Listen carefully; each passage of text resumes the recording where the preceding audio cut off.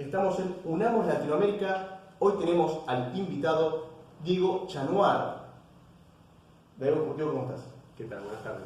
Muy bien, por suerte. Gracias por la invitación. No, un placer. Les comento, él es coordinador de proyectos del Instituto de Política Estratégica Argentina y es miembro del Movimiento de Liberación Nacional. Por lo que vamos a charlar con él sobre las propuestas del movimiento, el modelo que defienden y la opinión que tienen, el análisis que tienen respecto a la situación política nacional y geopolítica internacional.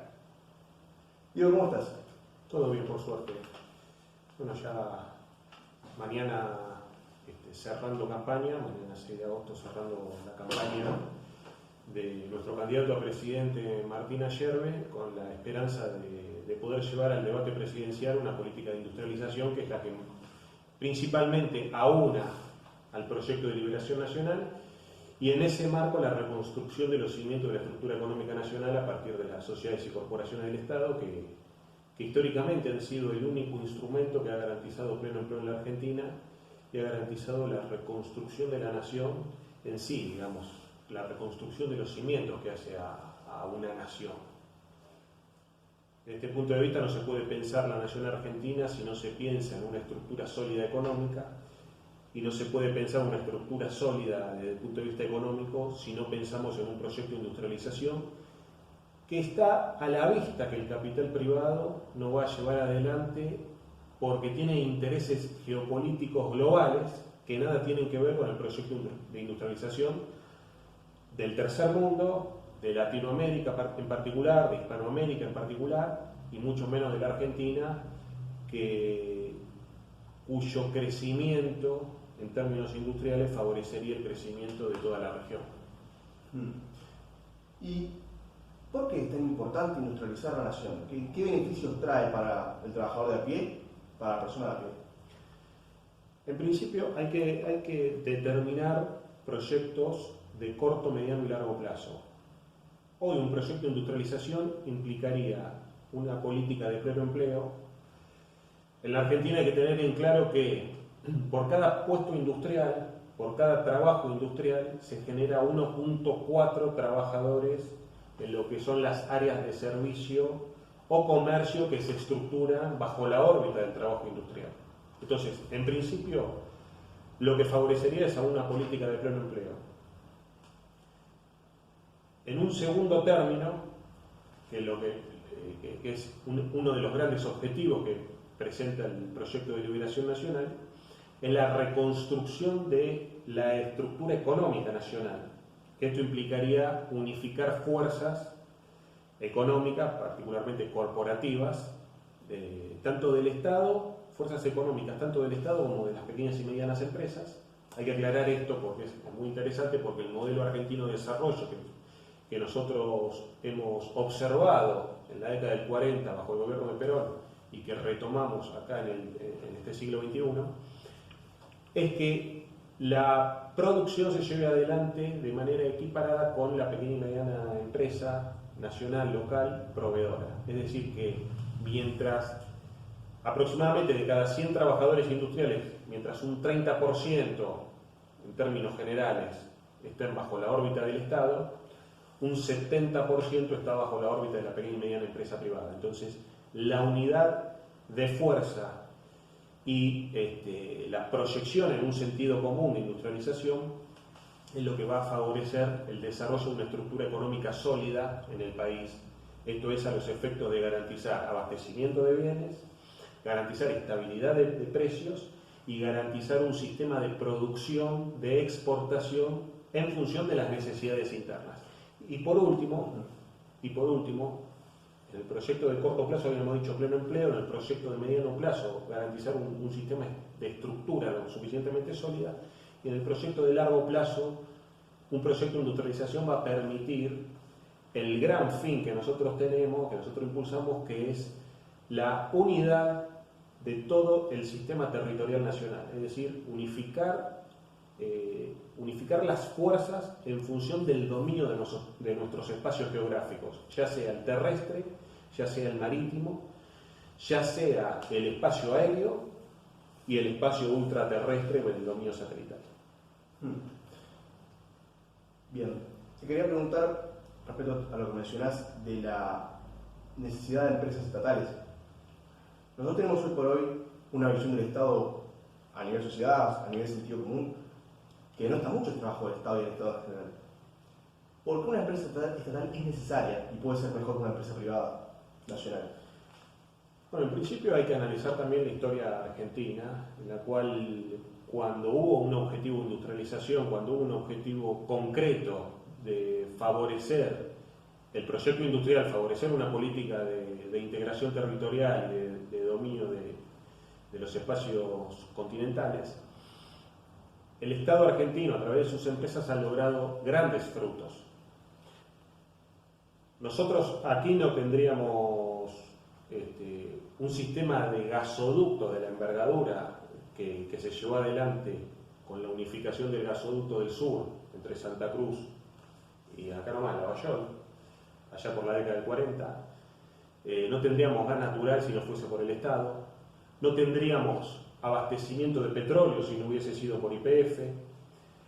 Hay que recordar que Somisa fue la única empresa, Somisa, la gran empresa siderúrgica dentro del marco del proyecto del General Sabio, la única empresa en la historia argentina que llevó adelante la construcción de altos hornos para el abastecimiento de arrabio.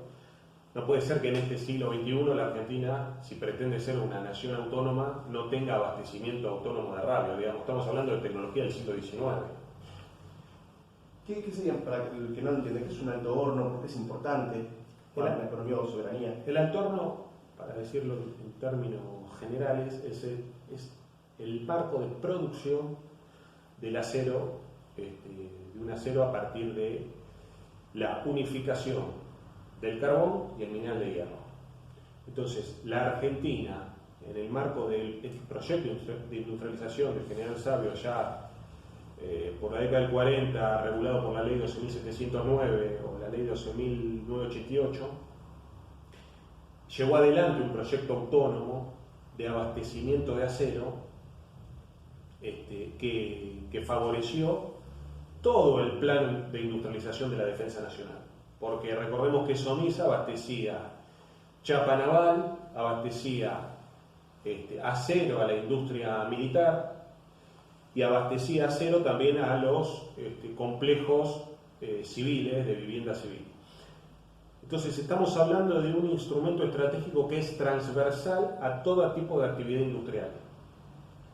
Tanto el acero como el desarrollo petrolero en el país o en cualquier parte del mundo, hace a lo que es la base instrumental de un proyecto de industrialización, considerando que fue el bien estratégico que dio sustentabilidad a la segunda revolución industrial en el marco del desarrollo de industrialización occidental.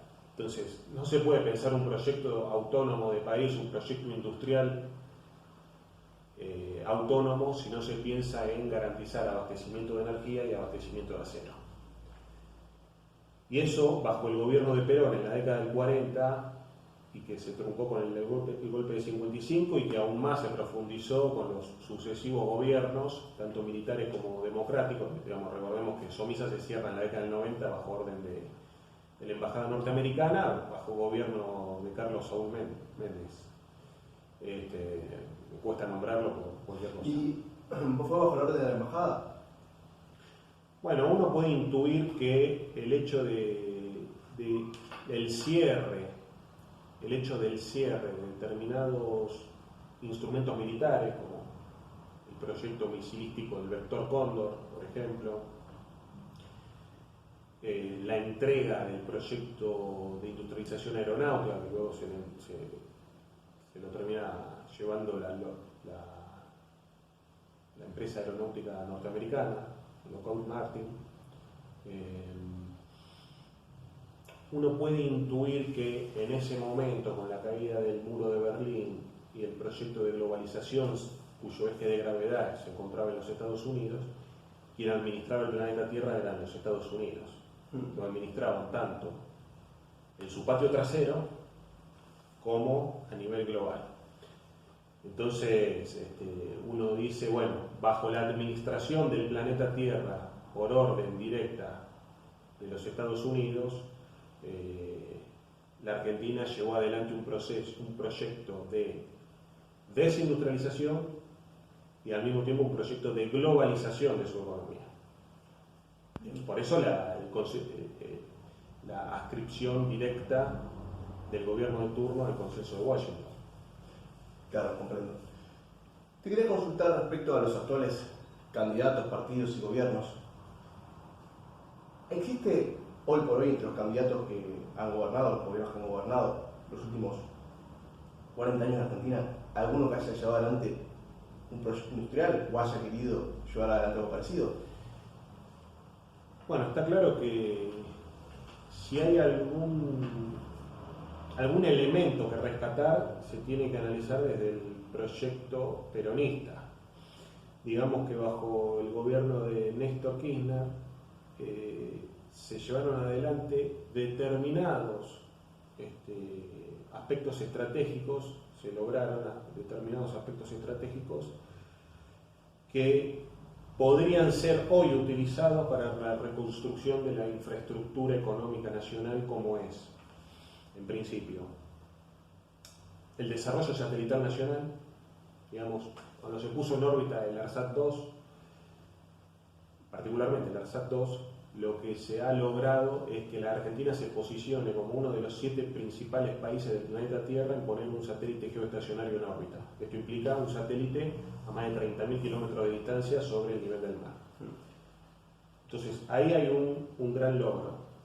Por otra parte, el desarrollo de la energía nuclear, el darle continuidad al desarrollo de la energía nuclear con Atucha 1, 2 y Embalse, en Río Tercero, garantiza una continuidad que había empezado con el general Perón, pero que lógicamente no es lo suficientemente fuerte como para hoy, proyectar un desarrollo energético nuclear que se lleve adelante a partir de un equilibrio en la matriz energética nacional. Estamos hablando que en nuestro proyecto, particularmente, la matriz energética de la Argentina debería tener un 20% de energía nuclear.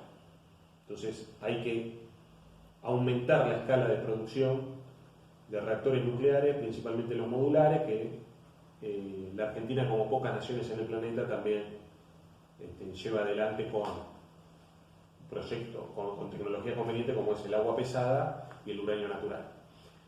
Y por otra parte, bajo el gobierno de Cristina Kirchner se creó la Agencia Nacional de Laboratorios Públicos en el año 2013, que es un instrumento que nosotros lo incorporamos al Poder Corporativo Industrial Estatal.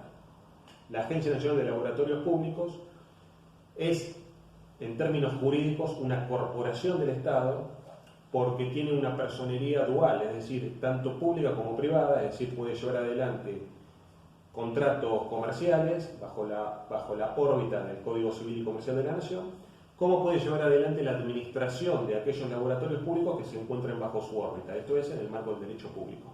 Los 42 laboratorios públicos, muchos de ellos bajo la órbita de titularidad de estados provinciales, otros bajo la órbita del ejército, otros bajo la órbita de las universidades públicas, tienen que aunar las fuerzas para llevar adelante la producción de por lo menos aquellos 10 principales medicamentos, que es el que consumen 15 millones de personas que se atienden, 15 millones de argentinos que hoy se atienden en hospitales públicos. Entonces, hay que direccionar la fuerza del poder corporativo industrial estatal hacia un proyecto común. No puede ser que hoy YPF esté escindida del proyecto de, por ejemplo, de industria naval, que debe comandar fabricaciones militares como corporación del Estado y que debe ejecutar Astilleros Río Santiago. No puede ser que hoy la Agencia Nacional de Laboratorios Públicos no tenga un proyecto común con el Ministerio de Salud a los fines de garantizar el abastecimiento de medicamentos a aquellos ciudadanos que ya tienen en hospitales públicos. Entonces, unificar las fuerzas de la nación hacia un sentido común. Un proyecto con un horizonte claro. Claro, porque hoy el poder estatal únicamente se orienta a garantizar liquidez para el mercado de divisas. Digamos, es lamentable, pero tenemos al ministro de Economía yendo a buscar plata a Qatar, yendo a buscar plata. ¿Y cómo se explica que si los gobiernos, los únicos con los 40 años, dieron algún paso en la dirección industrial, fueron de Cristina Kirchner y su esposo muerto, por qué no se apoya a sus candidatos o no se suma a esa fuerza? Claro, porque el proyecto kirchnerista que comenzó en el año 2003 y finalizó en el año 2015 logró grandes resultados en términos monetaristas, digamos. Se disminuyó en términos de PBI la deuda, aproximadamente un 40% del Producto Bruto Interno en dólares. Se logró que los sueldos promedios argentinos sean de lo más importante de América Latina. Se logró disminuir de alguna manera el desempleo, pero hay que entender la política desde el poder estructural que nos permite a nosotros la reconstrucción de la nación. Y el proyecto kirchnerista, que tiene orientación keynesiana, es decir, una orientación teórica británica, lo que ha logrado es, para decirlo metafóricamente, lo que ha logrado es construir una estructura de barro, una estructura de arena, que fue destruida prolijamente en los primeros 5 meses del gobierno macrista. Entonces, nada se puede construir si no tiene la solidez del proyecto peronista que le daban las corporaciones y sociedades del Estado, donde se sentaba en la misma mesa el poder corporativo industrial estatal y el poder militar. Cuando Perón gobernó en los años 40 y 50, ¿su proyecto logró sobrevivir al paso del tiempo o parte de su proyecto a pesar de los golpes de Estado?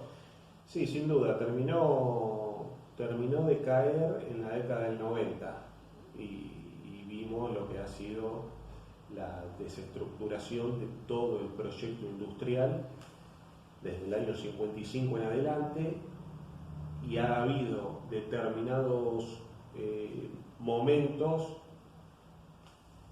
como el año 75, ha habido determinados momentos de mucha virulencia del orden internacional, como vimos en el año 75, muerto el general Perón un año antes, finalizado el plan Herbert.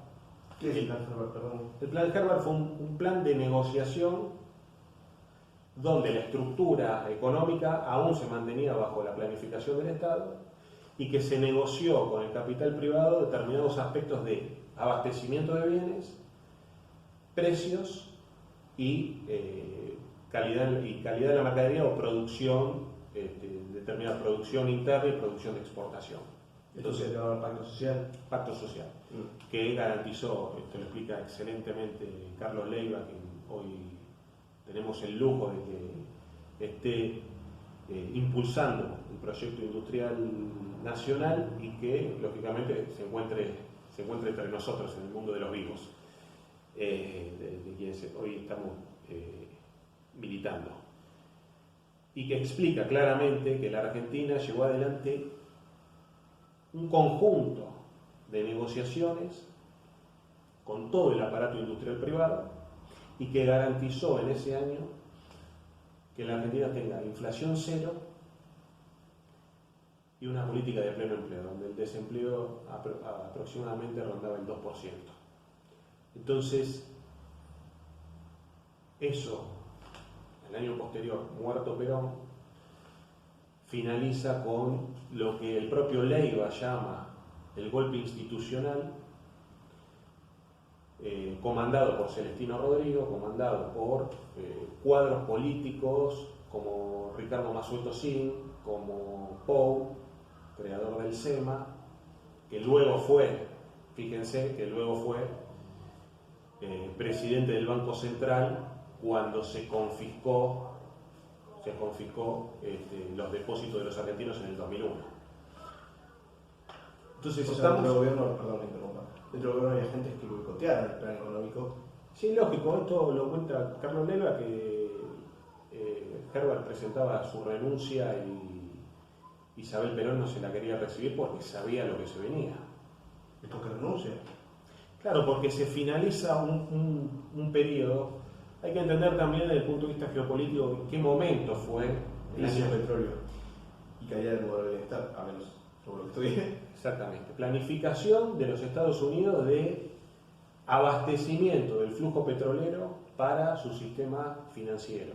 Creación de la deuda del tercer mundo. Paralelamente se estaba consolidando desde el punto de vista teórico el modelo cubano en América Latina, lo que luego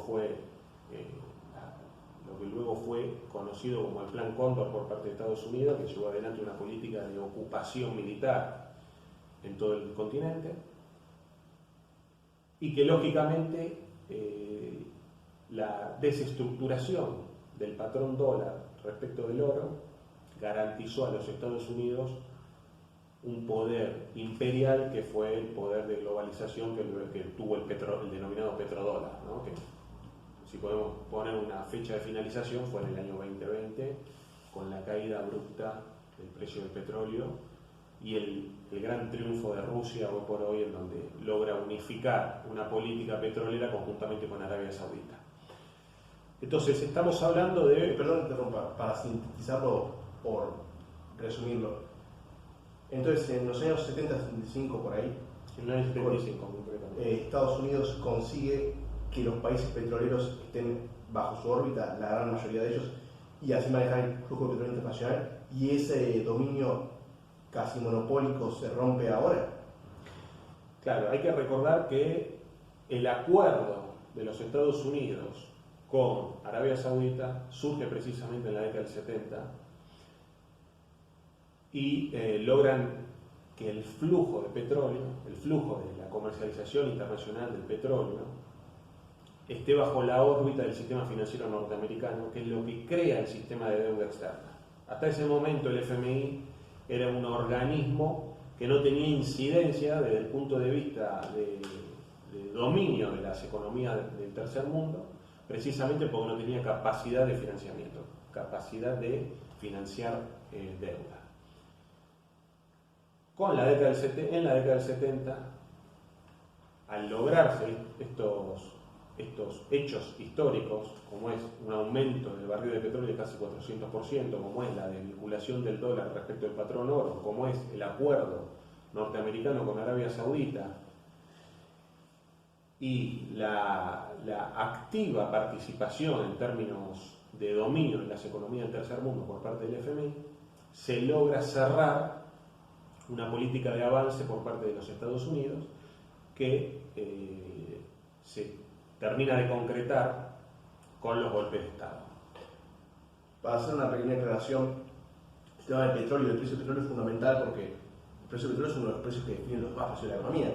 Te sube el petróleo, te sube cualquier producción, porque el transporte de la producción y la producción misma requiere petróleo. Quería hacer esa aclaración porque también eso explica la crisis del petróleo. Te sube el petróleo, te sube todo lo demás. Y eso explica que haya habido inflación en prácticamente todos los países del continente en esa década. Y hoy pensemos que en estos mismos términos que lo está manifestando vos, de la importancia estratégica del petróleo, es aquello que unifica hoy, o que puede ser susceptible de ruptura el proyecto noratlántico norteamericano, es decir, el proyecto de la OTAN.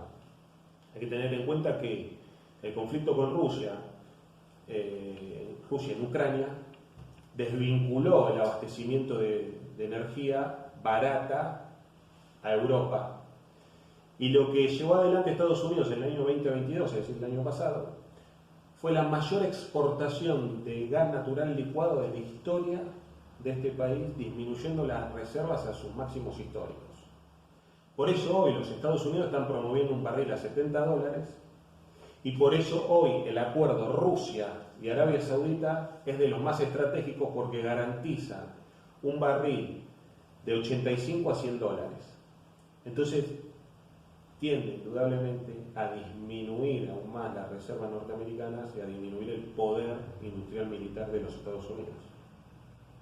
Bueno, justamente de geopolítica te quería preguntar cuál es la situación geopolítica. O sea, tenemos la foto de los 90 que es Estados Unidos con un dominio absoluto a partir de la caída de la Unión Soviética. Y entonces ese hegemón tiene un poder total sobre el continente y casi todo el mundo. Actualmente, ¿cuál es la situación de dominio.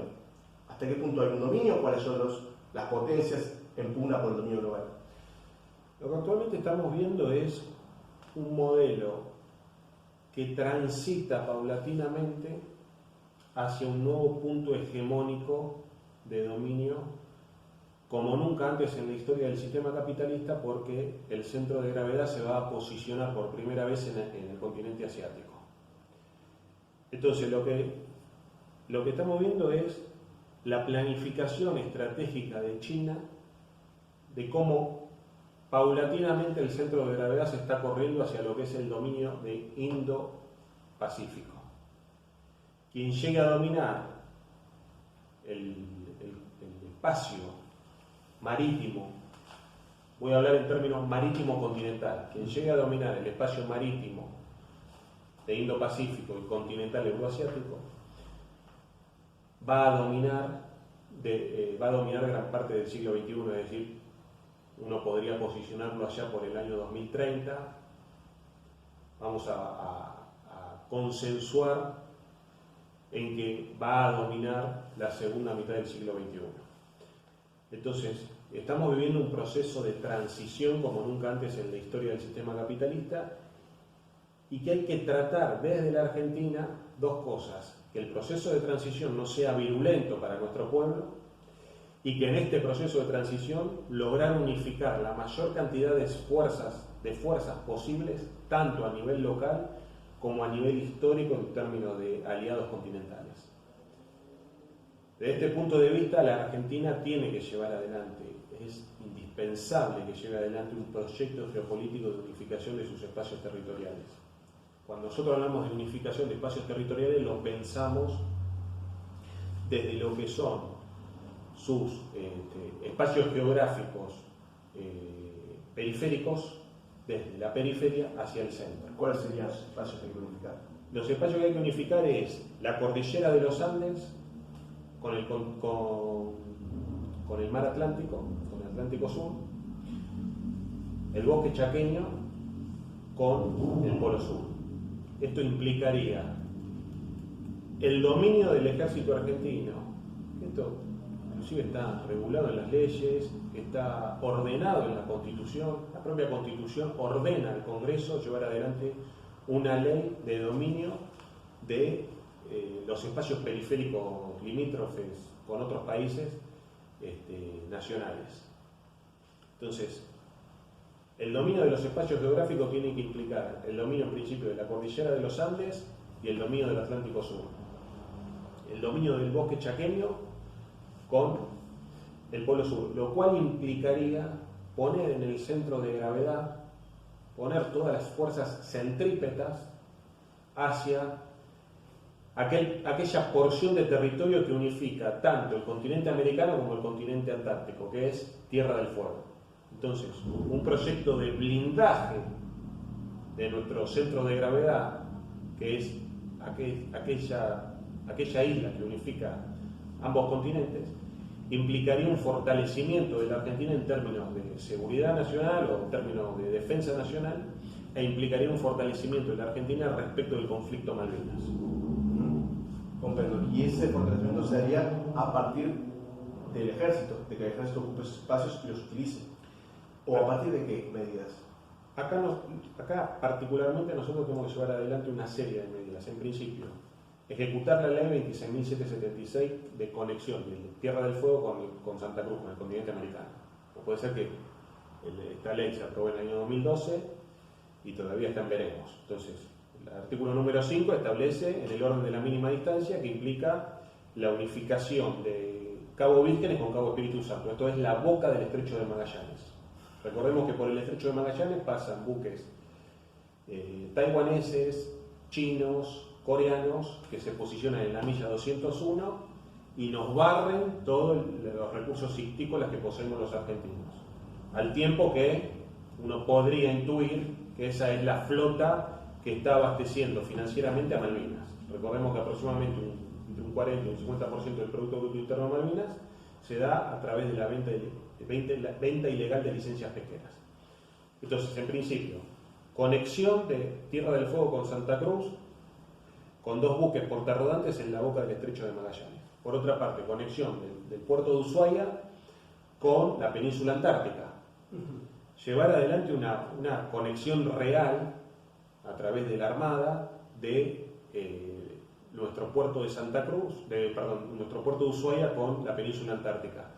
Hay que tener en cuenta que en el año 2041 vence el Tratado Antártico y corremos serio riesgo de la militarización del continente. Ya estamos viendo acciones por parte de Gran Bretaña donde pretenden una conexión desde las Islas Malvinas con la península antártica. Estamos viendo acciones de Chile donde pretenden cerrarnos nuestro puente logístico. Estamos viendo acciones de flotas extranjeras, como puede ser China, como realmente China, donde hoy se posiciona con un puerto multimodal en Río Grande y que también es susceptible de llevar adelante operaciones antárticas desde nuestro propio territorio. Entonces, en principio, el blindaje de Tierra del Fuego implicaría primero su conexión y luego la reactivación de aquellas bases aeronavales ya creadas por Perón, base aeronaval de Ushuaia, base aeronaval Río Grande y la creación de una base aeronaval en Cabo Espíritu Santo, en la boca del Estrecho de Magallanes, que se conecte directamente con Puerto Belgrano. Disculpen que interrumpa la entrevista, pero por fallas técnicas hemos perdido hasta 1 minuto de filmación. Ahora les permito seguir escuchando el relato de Diego Chanuar. Que implicaría no solo el sistema de producción, sino también implicaría un sistema de estructura organizacional de la comunidad. Entonces, el tema de la inflación nosotros lo entendemos a partir de la reconstrucción de la estructura económica e industrial estatal, que implica la unificación de actividades como el petróleo, que un poco lo hablamos hace unos minutos, el acero, la industrialización de la actividad militar, de la defensa nacional, obviamente la planificación de un sistema de servicio de transporte y de telecomunicaciones, y la planificación de un sistema de producción y abastecimiento de alimentos y medicamentos. Entonces estamos hablando de actividades estratégicas que han sido base indispensable para lograr garantizar con éxito todos los procesos de industrialización en todos los países del mundo.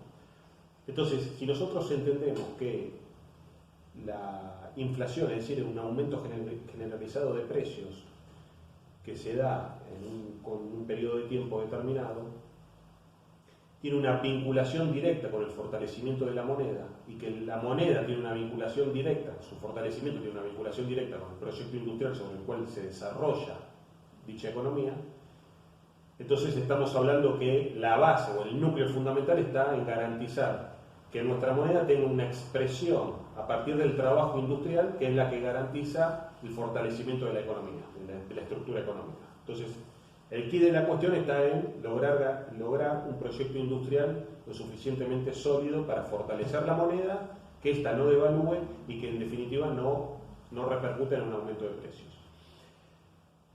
Entonces esto sin duda lo puede dar la planificación centralizada del Estado Nacional, como ya se ha visto en determinadas épocas de nuestra propia historia. Y también se ha visto en el proyecto ruso.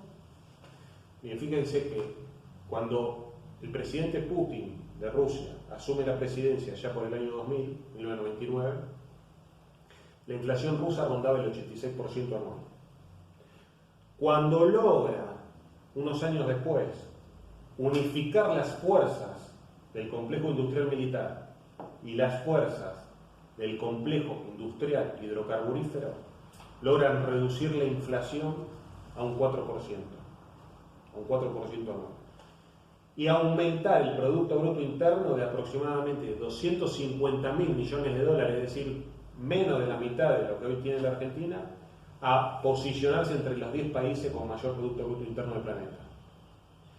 Entonces estamos hablando que primero la uniformidad en un proyecto común y la unificación y el fortalecimiento de las áreas estratégicas industriales es lo que fortalece la moneda, y que esta es una expresión, se expresa en los precios entre los cuales se comercializa. Mismo ejemplo se da con el proyecto norteamericano hablando de la década del 70, cuando logra unificar el proyecto hidrocarburífero con el proyecto militar, con el complejo industrial militar, y a su vez unificaron ese triángulo con el plan de dolarización de la economía global. Y mismo ejemplo se dio en la década del 40 cuando el general Perón, bajo la Argentina a través de la comandancia del general Perón como presidente de la nación, logra garantizar un proyecto industrial con estructura sólida comandada por el Estado Nacional. Que la inflación pasó en el año 52 a un 60% anual y finalizó en el año 54 a cerca de un 2% anual. Entonces, ese triunfo frente al capital privado que hoy en la Argentina domina las actividades estratégicas y que ello se expresa en el dominio aproximadamente de un 33% un 33% del Producto Bruto Interno, que es la facturación de estas empresas, mediante las cuales te domina precio, calidad, mercadería, y dominan las áreas de exportación más importantes que tiene la Argentina hoy, como pocas naciones en el planeta. Digamos que la Argentina, la agroexportación de la Argentina representa un 15% de nuestro Producto Bruto Interno. Esto lo convierte en un bien geopolítico como pocas naciones en el planeta tienen. Digamos, si nosotros analizamos el caso de Rusia, el bien geopolítico son los hidrocarburos, que representan un 16% de su Producto Bruto Interno. Si lo analizamos en el caso de Alemania, su bien geopolítico es la industrialización de vehículos y maquinarias, que representan cerca de un 11% de su Producto Bruto Interno. Entonces, la Argentina hoy tiene, sin perjuicio de que es materia prima, un bien geopolítico que representa aproximadamente un 15% de su PBI. Sí, se puede usar para negociar, como la historia en la que Perón le dice a los ingleses: yo tengo la comida, ustedes tienen el hambre y vamos a aguantar más. Cuando ellos no querían permitirle a Perón pagar su deuda externa. Sí, era por eso, ¿verdad? Sí, que él hizo esa negociación. El tema fue la desregulación del patrón de la libra esterlina respecto del oro. Entonces, en ese intercambio internacional, Perón dijo: bueno, vos me desregulás el sistema económico internacional, yo el precio de la carne te lo pongo de acuerdo a mi propio criterio. Claro. Ellos no querían pagar, y ahí cuando... Lo interesante aquí es que si la Argentina hoy tiene un bien geopolítico, como pocas naciones en el planeta, que mueve cerca de un 15% de su PBI, los frutos de esa actividad tienen que estar volcados al proyecto industrial. No hay otra alternativa. Entonces, va de suyo que esto de estar rogándole a los agroexportadores que liquiden divisas para garantizar un abastecimiento, un financiamiento por parte del Estado, como que no va más, como que no, es una política totalmente ya desgastada. Hasta se le creó una moneda dólar soja para ver si liquidan y ahora no se mueven de ahí. Entonces, tiene que estar bajo control directamente del Estado Nacional, particularmente la exportación de la soja, el trigo, el maíz, sus subproductos y derivados, que son los que mueven cerca de entre 50 y 60 mil millones de dólares por año. Una cosa que mencionaste respecto a la necesidad de una industria potente para asegurar una moneda fuerte. Exacto. Y hay muchos ejemplos de eso, en el continente y afuera. El real en Brasil, el yuan en China se fortaleció también con la industria de China, en Japón también. Pero quería preguntarte porque existen países que no tienen inflación y sin embargo no tienen una industria desarrollada y son potencias, como por ejemplo Chile, que si bien no es mi modelo favorito, lo doy para poder mostrar un ejemplo contrario. ¿Cómo se explica? Hay que comprender el fenómeno, es muy interesante porque hay que comprender el fenómeno de la inflación atado directamente con los procesos devaluatorios de las monedas.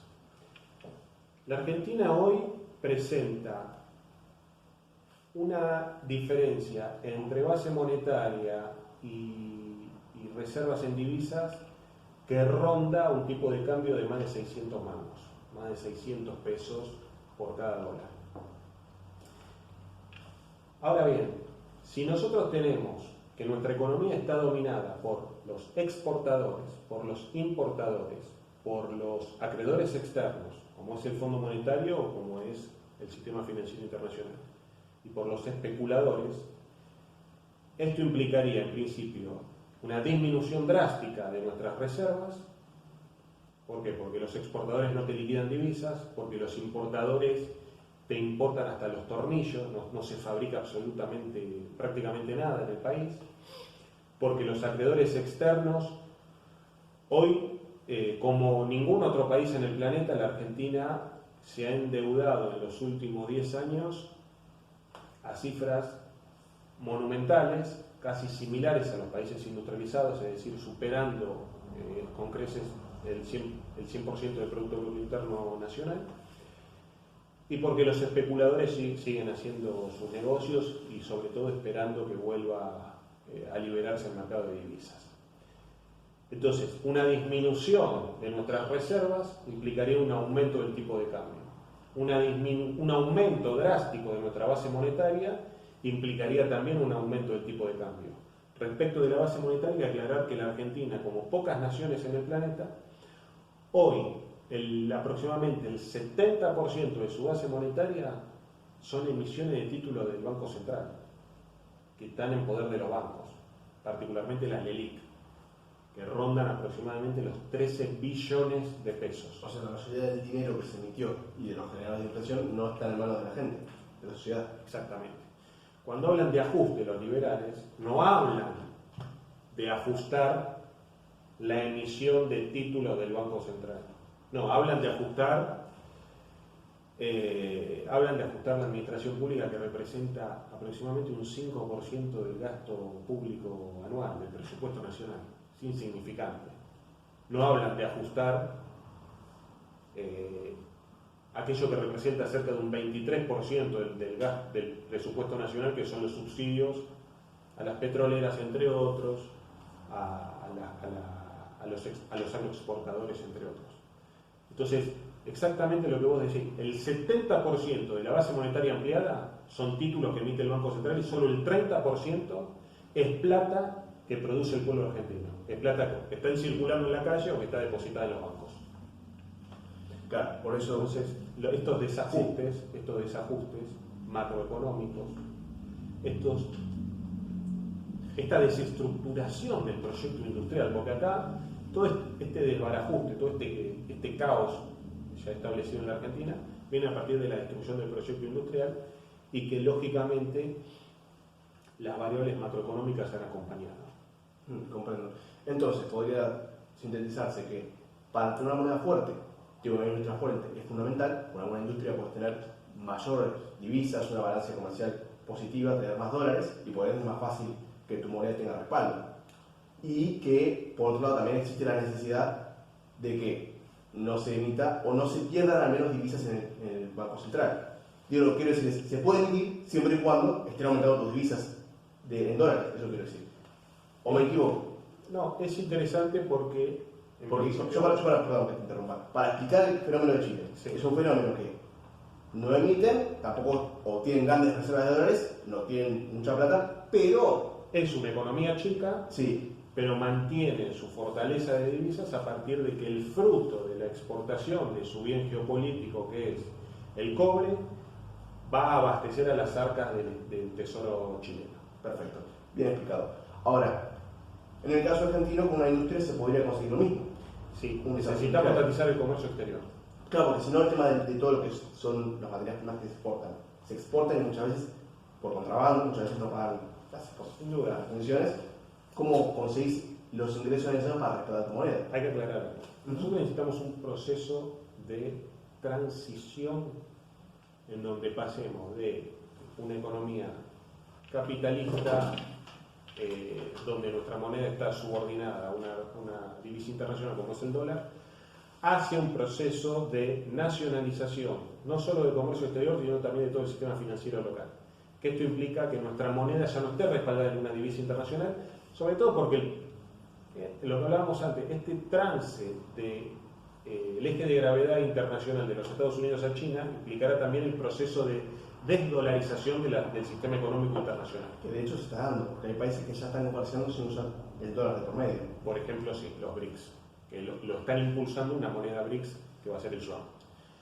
Entonces, ese proceso de transición de la desdolarización hacia una nueva economía internacional, la Argentina tiene que fortalecer su sistema económico a partir de garantizar una reserva en bienes físicos, donde puede estar el oro nacional, donde puede estar la plata, donde puede estar el cobre, pero también puede estar garantizado y respaldado por los barriles de petróleo que poseemos los argentinos, y puede estar garantizado también por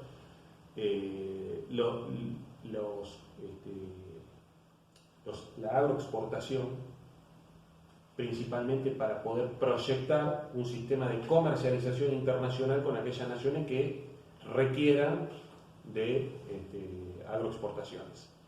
Estamos hablando principalmente para comercializar con África, es decir, la comercialización mediante bienes físicos.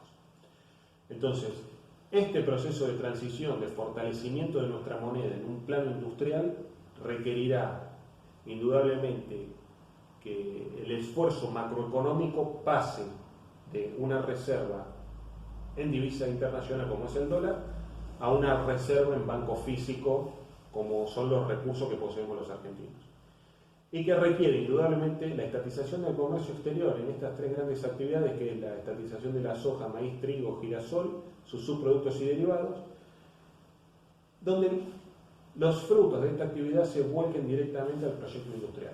Es el arma de financiamiento real que nosotros tenemos los argentinos para industrializar la patria y cerrar el ciclo de la segunda, tercera y cuarta revolución industrial, que ha sido truncado desde 1955 en adelante. Comprendo. Bien, ya para ir finalizando, porque para no extendernos demasiado, quisiera preguntarte, mencionaste los diferentes candidatos, me gustaría que expliques en breves palabras qué significa cada uno en su modo nacional, de la visión del Movimiento de Liberación Nacional. Bueno, en principio nosotros nos presentamos con Martín Ayerbe como candidato a presidente de la Nación, que bueno, lógicamente compartimos el mismo espacio, el proyecto de industrialización es la base sobre la cual se sienta el plano de estrategia política, y a partir de allí un proyecto de garantizar el pleno empleo, garantizar una estructura sólida en materia económica a partir de un poder corporativo industrial estatal y de la pequeña y mediana empresa, y lograr aunar las fuerzas de los espacios geográficos nacionales que hoy están fragmentados, atomizados y que ni siquiera podemos vincular a Tierra del Fuego con el continente. Es decir, un proyecto nacional. Sí, perdón. Yo lo que planteaba era que te menciono los diferentes candidatos, que digas brevemente lo que representan y al final explique justamente lo que representa el Movimiento de Liberación Nacional en comparación con todo eso. Perdón, no me terminé de explicar. Bien, bueno, arrancando por el candidato, por Sergio Massa. ¿Qué significa? Bueno, Massa garantizaría el sistema de subordinación que hoy tiene la Argentina respecto del Fondo Monetario Internacional, pero también es el candidato que garantizaría un sistema de transición hacia el modelo chino de manera ordenada. Esto me hace acordar a la anécdota de Perón, en la cual cuando los ingleses le vienen a reclamar por la Antártida, Perón le manifiesta: usted me ha robado el perro y ahora quiere que le entregue el collar. Bueno, ese collar con Sergio Massa no solo va a estar tomado por los Estados Unidos, sino también va a estar tomado por la República China. Bien. Entonces es quien garantiza el proceso de transición de un eje de gravedad a otro, ordenado. Bien, ahora te voy a preguntar sobre Grabois. Grabois hoy yo lo entiendo como un proyecto de garantizar la subsistencia de la nación. Yo lo que veo en el proyecto de Juan Grabois es el garantizar un plan de subsistencia que nada tiene que ver con el proyecto nacional, con garantizar una estructura económica fuerte, que nada tiene que ver con el fortalecimiento de la moneda, nada tiene que ver con una política de pleno empleo, sino el garantizar que las personas no se mueran de hambre. Pero es demasiado pobre y demasiado poco para lo que es la Argentina. Asistencialismo para todos, o sea, para sintetizarlo. Por ejemplo, ¿qué es lo que representa la política de la asistencia global no me acuerdo el título que ellos le dan. Salario Universal. Salario universal. Claro. Bien. Respecto a Larreta. Larreta, yo lo veo muy similar a Massa en ese sentido. Por ejemplo, Larreta ha tomado vínculos tanto con los Estados Unidos como con países vinculados a China a través del ex canciller argentino que estuvo en el gobierno de Macri. Entonces, yo lo veo similar a Massa. Bullrich hoy representa la política más ortodoxa en términos de garantizar el eje de gravedad que continúe en Washington. Es decir, cuando el gran teórico polaco norteamericano Brzezinski escribe el tablero mundial, él lo pensó, caída la Unión Soviética, lo pensó donde el eje de gravedad permanezca en los Estados Unidos por todo el siglo XXI. Bullrich tiene esa concepción de la política. Bien. ¿Y Milei? Milei similar a Bullrich. Bien. Bueno, por último, para preguntar sobre el trotskismo en general y los candidatos trotskistas. Bueno, es difícil manifestarse respecto del trotskismo de los candidatos trotskistas, porque no le veo una política unificada. No le veo, creo que están fragmentados ellos mismos y no logro visualizar una política en común. Bien. Bueno, muchas gracias. Yo sé que dejamos muchas cosas fuera que charlamos que vamos a traer. Lo podemos charlar más adelante si querés en otro momento. Sí, bueno. ¿Hay alguna cosa más que te gustaría mencionar, charlar? No, simplemente que acompañen a Martín Ayerbe como candidato a presidente de la Nación, que representa el único proyecto de industrialización que hoy tiene la Argentina y que representa el modelo peronista donde la base de la estructura económica nacional estaba bajo la planificación centralizada del Estado. Perfecto. Muchas gracias, Diego. No, gracias a vos, Patricio.